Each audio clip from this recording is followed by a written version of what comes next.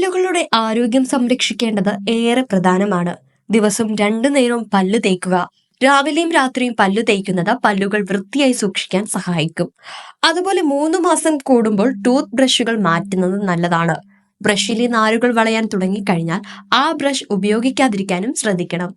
Mouth wash ഉപയോഗിക്കുന്നതും വായ വൃത്തിയാക്കുവാനും ദന്തരോഗം സംരക്ഷിക്കുവാനും സഹായിക്കും.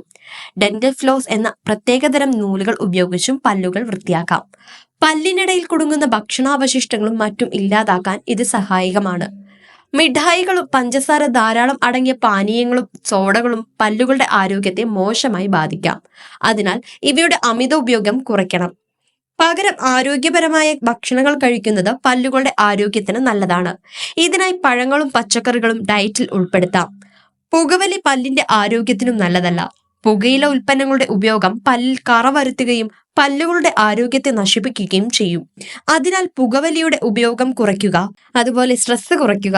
അമിത സ്ട്രെസ്സും പല്ലുകളുടെ ആരോഗ്യം മോശമാക്കും.